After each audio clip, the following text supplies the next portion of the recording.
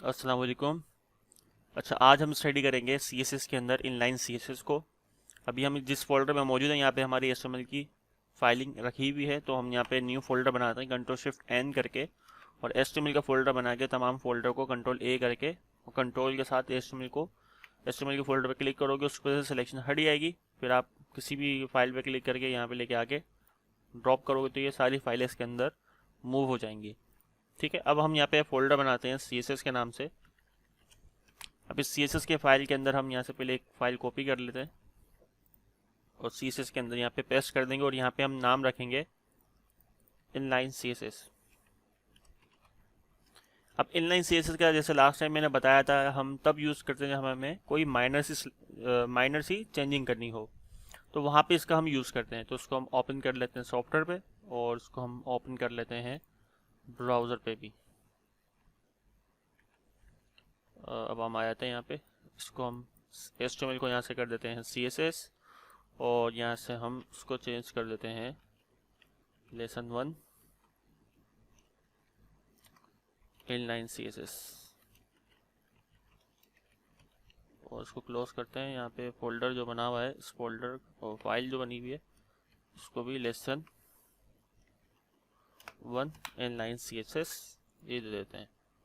इसको दोबारा ओपन करते हैं और उसको भी दोबारा ओपन करते हैं ब्राउज़र पे, क्योंकि इसका नाम चेंज कर दिया तो ये फाइल अब एक्सेस नहीं होगी, क्योंकि उसका नाम अलग हो गया।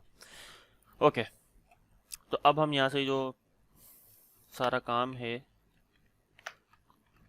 डिलीट कर देते हैं, और यहाँ पे हम कोई भी एक टैग लगा लेते हैं। जैसे अभी हम यहाँ पे टैग लगा लेते हैं H1 का, H1 यहाँ लिख लेते हैं हम हेलो वर्ल्ड। सेव करूँगा मैं। अभी तो यहाँ पे काफ़ी सारी मैं प्रॉपर्टी यूज़ करूँगा, लेकिन जब आप इसको कहीं यूज़ करोगे प्रैक्टिकल लाइफ में, तो वहाँ पे आप माइनर से चेंजिंग के लिए यूज़ करोगे, यानी कि 2 से 3 प्रॉपर्टी, 2 प्रॉपर्टी बहुत हैं।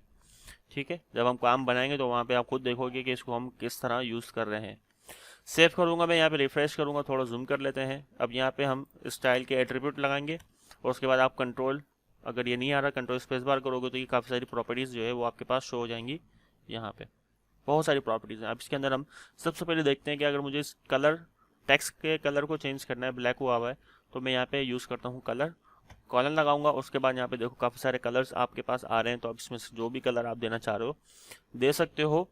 देने के बाद अगर समझ नहीं आ रहा कि कलर उसमें ये नहीं देना, मुझे अच्छा नहीं लग रहा, तो फिर आप क्या करोगे, तो यहाँ पे इस कलर के ऊपर आओगे तो ये फिर देखो आपके पास पूरा कलर का उसी तरह से आ जाएगा जैसे फोटोशॉप पे आता था।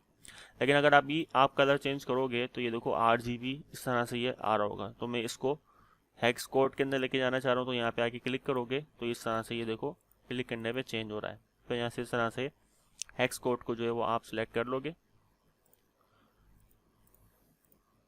बस। यहाँ से आप कोई भी कलर डिसाइड कर सकते हो, कलर वो कितना होना चाहिए। ठीक है, फिर यहाँ से इसको कम कर दोगे तो ये इसकी ओपेसिटी जो है वो, यहाँ से ट्रांसपेरेंसी जो है वो कम हो रही है। खैर, तो यहाँ से हम कोई भी कलर डिसाइड करेंगे, उसके बाद हम यहाँ पे सेव करेंगे, तो उसको रिफ्रेश करने के बाद यहाँ पे भी वही कलर आ जाएगा।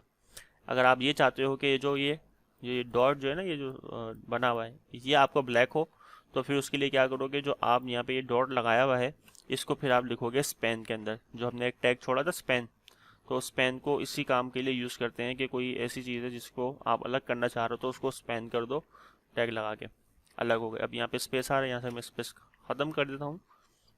अब इसके अंदर हमें इसको ब्लैक करना है, तो देखो CSS के ऊपर लगी हुई, तो मैं इसके ऊपर आऊँगा, CSS लगाऊंगा स्टाइल, और यहाँ पे मैंने कलर इसको बता दिया, ये हो जाए ब्लैक। सेव और रिफ्रेश इस तरह कर सकते हो। ये भी कर सकते हो कि जो O है या E है या जितने भी O आ रहे हैं आप उनको अलग अलग स्पैन में रखो, और उसके अंदर आप फिर जो है इनलाइन CSS बताओ, तो फिर ये काम आपका ये भी इस तरह से हो जाएगा कि ये जो O है ये भी आपके ब्लैक आ जाएंगे। ठीक हो गया। अब कुछ और प्रॉपर्टीज़ देख लेते हैं। ये तो एक काम है जो आप कर सकते हो इस काम को और इन्हेंस करने के लिए, अंडरस्टैंड करने के लिए। ठीक हो गया। अगर मैं यहाँ पे इसको इंटर करता हूँ तो ये अजीब सा लगेगा।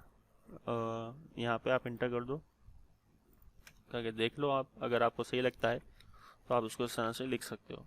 ठीक है, लेकिन ये गैप आ गया, तो गैप नहीं चाहिए हमारे को। आई थिंक टैब की वजह से आ रहा हो, नहीं इंटर करने की वजह से आ रहा है। ठीक, तब मर्ज़ी आपकी है जैसे भी आप इसको रखना चाहो, लेकिन ये काम ऐसे होता नहीं है, इसका एक तरीका अलग होता है बिल्कुल। वो हम जब इंटरनल और काफ़ी से एडवांस जब हम चले जाएंगे फिर हम उसको स्टडी करेंगे। अभी आगे बढ़ते हैं। यहाँ पे हमने लगा दिया टर्मिनेटर, तो ये प्रॉपर्टी कलर की यहाँ ख़त्म हो गई। अगर मैं ये नहीं लगाऊं और आगे स्पेस देके मैं कोई भी प्रॉपर्टीज़ लिखूंगा तो वो प्रॉपर्टी काम नहीं करेगी, क्योंकि वो प्रॉपर्टी अभी तक ख़त्म नहीं हुई है। तो हमें यहाँ पे टर्मिनेटर लाजमी लगाना होगा। उसके बाद हम आगे जाते हैं। तो यहाँ पे हमारे पास आता है, अगर मुझे इसका साइज़ और बड़ा करना है तो फ़ॉन्ट साइज़। फ़ॉन्ट साइज़ अब इसका किस तरह रखना है, यहाँ पे भी कुछ लिखा हुआ आ रहा है, परसेंटेज में भी दे सकते हो, लेकिन हम यहाँ पे पिक्सल्स में साइज़ देंगे तो हम यहाँ पे देते हैं 80 पिक्सल। Save and refresh. तो ये देखो 80 पिक्सल का साइज़ यहाँ पे आपका इस टेक्स्ट का हो गया। इसी तरह से अगर और भी कुछ करना चाह रहा हूँ, जैसे कि अभी ये हेडिंग जो हमारी बोल्ड हुई होती है, मैं चाह रहा हूँ ये बोल्ड नहीं हो, तो मैं फ़ॉन्ट वेट यहाँ से कर दूंगा नॉर्मल। सेव करूँगा, रिफ्रेश करूँगा तो देखो जो पहले बोल्ड हुआ हुआ था टेक्स्ट वो अब अनबोल्ड हो गया। ठीक है, यानी नॉर्मल हो गया। तो कोई भी अगर आप टेक्स्ट जो है वो बोल्ड करना चाह रहे हो तो फ़ॉन्ट वेट यूज़ करके बोल्ड कर सकते हो। अगर नहीं हुआ हुआ, और अगर हुआ हुआ है बोल्ड और उसको नॉर्मल करना चाह रहे हो तो नॉर्मल लिखोगे फ़ॉन्ट वेट के ऊपर, तो ये नॉर्मल हो जाएगा। इसी तरह से है फ़ॉन्ट इटैलिक। फ़ॉन्ट स्टाइल होता है प्रॉपर्टी का नाम, इसके अंदर इटैलिक होता है। अब यहाँ से मैं इसको इटैलिक करूँगा तो ये इटैलिक इस तरह से हो जाएगा अगर आप करना चाह रहे हो। और अगर इटैलिक किया हुआ है, यानी कोई ऐसा राइटिंग स्टाइल है जो बाय डिफ़ॉल्ट इटैलिक हुआ हुआ, तो आप उसको करना चाह रहे हो नॉर्मल, तो फिर आप यहाँ से इसको नॉर्मल कर दोगे तो ये नॉर्मल हो जाएगा। अभी नहीं हुआ हुआ इटैलिक तो मैं इसको इटैलिक कर लेता हूँ। इटैलिक हो गया, ठीक हो गया। आगे बढ़ते हैं। तो हमारे पास कलर हमने चेंज कर लिया, फ़ॉन्ट साइज़ हमने चेंज कर लिया, फ़ॉन्ट वेट हमने चेंज कर लिया है, फ़ॉन्ट स्टाइल हमने चेंज कर लिया है। अगर मैं ये चाहता हूँ कि जो मेरा टेक्स्ट है उसकी डेकोरेशन में कोई चेंजिंग आए या अलाइनमेंट में कोई चेंजिंग आए, तो अलाइनमेंट में किस तरह से चेंजिंग लेके आएंगे उसको हम देख लेते हैं। तो स्पेस देता हूँ मैं, यहाँ पे हम आते हैं टेक्स्ट अलाइन। ये टेक्स्ट को अलाइन करना, तो टेक्स्ट अलाइन सेंटर हम करेंगे तो सेंटर में आ जाएगा हमारा टेक्स्ट। थोड़ा सा मैं जूम आउट करता हूँ तो देखो सेंटर में आ गया। इसमें लेफ़्ट है, सेंटर है और राइट है और जस्टिफाई भी है। सेंटर तो हम देख चुके हैं, सेंटर पे लगा के देख लेते हैं और राइट लगा लेते हैं, तो ये राइट पे भी हो गया। अगर हम जस्टिफाई करते हैं तो जस्टिफाई है ये कहाँ पे यूज़ करोगे, जब आप कहीं पैराग्राफ लगा रहे हो वहाँ यूज़ करोगे। हम पैराग्राफ लगा लेते हैं, नीचे आता हूँ मैं, पी का टैग यूज़ कर लेते हैं। ये पी का टैग हम यहाँ लगाएंगे और यहाँ पे हम पैराग्राफ ले लेंगे 100 वर्ड का।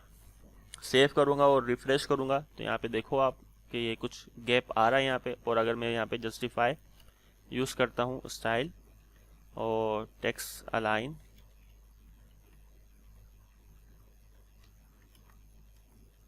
जस्टिफाई, कंट्रोल स्पेस बार किया मैंने, जस्टिफाई आ गया, सेव और रिफ्रेश, तो देखो ये गैप जो है बिल्कुल इक्वली बराबर हो गया। जस्टिफाई अगर आपने कहीं करना हो पैराग्राफ को तो वो भी आप कर सकते हो। अच्छा, टेक्स्ट अलाइन हमने अलाइनमेंट हमने दे दी है और इस अलाइनमेंट के बाद जो है मैं करना चाह रहा हूँ उसके स्पेसिंग में डिटेल करना चाह रहा हूँ। जैसे कि अब ये पैराग्राफ है, मैं चाह रहा हूँ कि पहली लाइन जो है वो थोड़ा आगे से स्टार्ट हो, तो ये भी आप कर सकते हो। उसके लिए आपने यहाँ पे स्पेस देना है और यहाँ लिखना है टेक्स्ट इंडेंट। टेक्स्ट इंडेंट जो है वो क्या करेगा, जैसे वर्ड के अंदर इंडेंट हम देते थे आगे चले जाता था टेक्स्ट, और इंडेंट को अगर डिक्रीज करते थे तो डिक्रीज हो जाता था। तो ये वही टेक्स्ट इंडेंट है। अगर मैं यहाँ पे इसको करता हूँ 50 पिक्सल तो ये 50 पिक्सल के गैप से आगे हो जाएगा। तो ये इंडेंट इस तरह से दे सकते हो। पैराग्राफ के फर्स्ट लेटर पे ही फर्स्ट लाइन पे आएगा स्पेस। अच्छा, इसी तरह से अगर मैं अपने लेटर्स में स्पेस देना चाह रहा हूँ, जैसे मेरा ये हेलो वर्ल्ड लिखा हुआ है, इसके अंदर मैं ये करता हूँ स्पेस देता हूँ, तो यहाँ पे मैं आगे आया, यहाँ मैंने लिखा लेटर स्पेसिंग। लेटर स्पेसिंग में क्या होगा, हर लेटर के दरमियान में स्पेस आ जाएगा 20 पिक्सल का, इस तरह से। ठीक है, अगर आप लेटर्स में स्पेस देना चाह रहे हो फोटोशॉप में भी दे सकते थे और यहाँ पे भी दे सकते हो, तो किस तरह दोगे ये बता दिया मैंने। इसी तरह से अगर वर्ड में स्पेस देना चाह रहे हो तो यहाँ पे आप लिखो वर्ड स्पेसिंग। तो वर्ड स्पेसिंग में आप जितने भी स्पेस देना चाह रहे हो 100 पिक्सल दे दिए, तो हर वर्ड में 100 पिक्सल का डिफरेंस आ जाएगा। अब यही प्रॉपर्टी अगर मैं यहाँ यूज़ करता हूँ लेटर स्पेसिंग 5 पिक्सल, तो हर लेटर में स्पेस आ जाएगा उस टैग में जहाँ जहाँ उस टैग में जितना भी टेक्स्ट लिखा होगा उसके लेटर में स्पेस आ जाएगा। अगर वर्ड स्पेसिंग यूज़ करते हो तो वर्ड स्पेसिंग में वर्ड्स में स्पेस आ जाएगा 40 पिक्सल।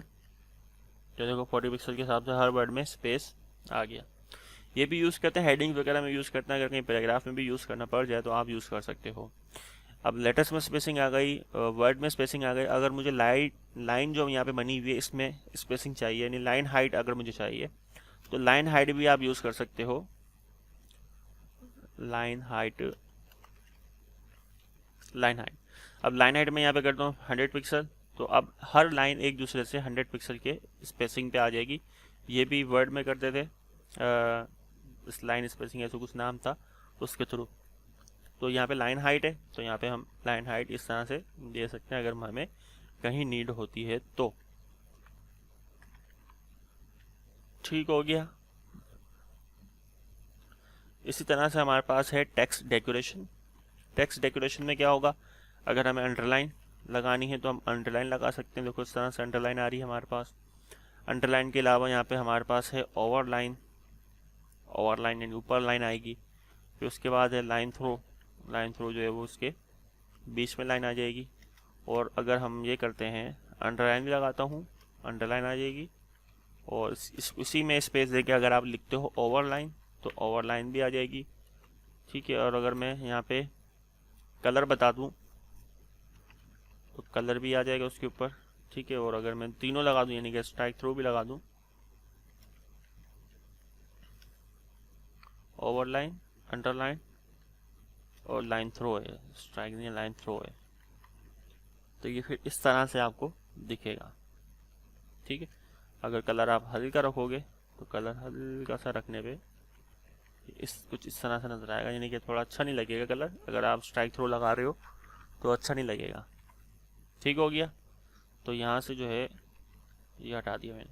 तो इस तरह की स्टाइलिंग देना चाह रहे हो तो आप ये भी कर सकते हो। और कलर हो गया, फॉन्ट स्टाइल।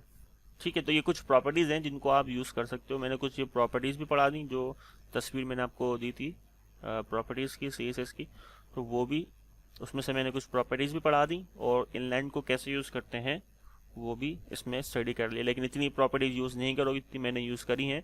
मैंने प्रॉपर्टीज़ को पढ़ाने समझाने के लिए मैंने इनलाइन CSS को ही यूज़ करके इसमें कुछ प्रॉपर्टी आपकी पढ़ा दी आपको। लेकिन अगर आप कहीं प्रोफेशनली यूज़ करोगे तो वहाँ पे आपने 1 से 2 प्रॉपर्टी यूज़ करनी है, क्योंकि वहाँ पे कोई माइनर से आपको चेंजिंग करनी होगी, उसके ऊपर CSS पहले से लगी हुई होगी इंटरनल या एक्सटर्नल को यूज़ करके। ठीक है। तो इंशाल्लाह आपको समझ में आया होगा, ये काफ़ी सारी चीज़ें क्लियर हुई होंगी। तो नेक्स्ट वीडियो में मिलते हैं, अपना ख्याल रखिएगा। अल्लाह हाफिज़।